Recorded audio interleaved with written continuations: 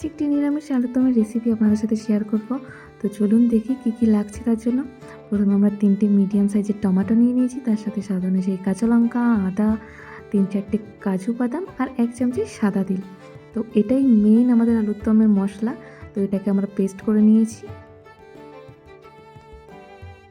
তারপরে কড়াইতে সাদা তেল দিয়ে ফার্স্টে আমরা আলুটাকে লালচে করে ভালো করে ভেজে নেব।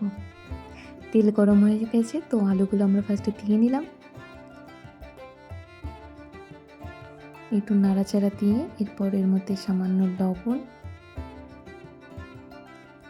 সামান্য হলুদ দিয়ে আলুটাকে এবার ভালো করে আমরা লাল করে ভেজে নেব।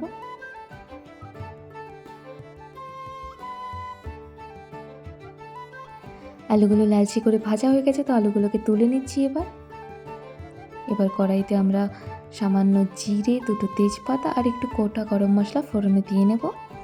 তারপরে যে মশলাটা আমরা করে রেখেছিলাম আলুরদমের মেন, সেটা দিয়ে দিয়েছি। সামান্য একটু নাড়াচাড়া করে মশলাটায় তারপরে এখানে আমরা দেব স্বাদ অনুসারে লবণ, খুব সামান্য হলুদ গুঁড়ো আর একটু কালারের জন্য আমরা এখানে কাশ্মীরি লঙ্কার গুঁড়ো ব্যবহার করছি। সেটা চাইলে আপনারা নাও দিতে পারেন কাশ্মীরি লঙ্কার গুঁড়োটা দিয়ে। এবার আমরা একটু 2 মিনিট মতো নাড়াচাড়া দিয়ে এরপর আমরা এখানে আলুরদমের আলুটা দিয়ে দেব।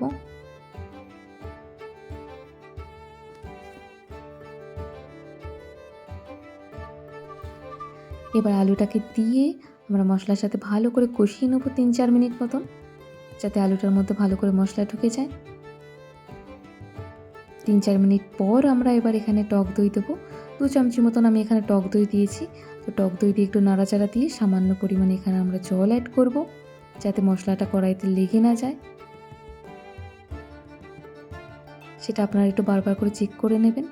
এখানে আমাদের আলুটা সিদ্ধ হয়ে গেছে। এখানে এবার আমরা ভাজা মশলা দিলাম একটু। তো ভাজা মশলা দেওয়ার পর আমরা আলুরদমের সাথে ভালো করে এটাকে 2-3 মিনিট কষিয়ে নেব।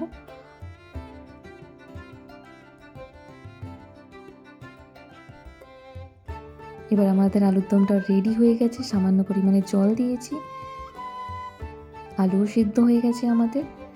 তো নামানোর আগে সামান্য ঘি আর একটু কাস্তুরি মেথি দিয়ে আমি নামাবো।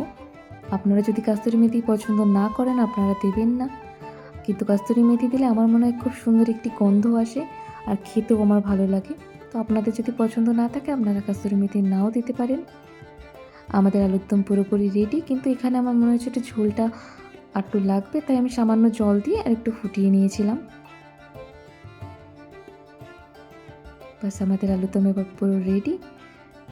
দেখতেও সুন্দর হয়েছে, খেতেও তার থেকে অনেক বেশি সুন্দর। এতটাই সুস্বাদু এই আলুরদম, আপনি একবার খেলে আপনার বারবার খেতে ইচ্ছা করবে। অবশ্যই বাড়িতে একবার ট্রাই করবেন আর কমেন্ট বক্সে নিশ্চয়ই জানাবেন যে কেমন লাগলো আজকের রেসিপিটা।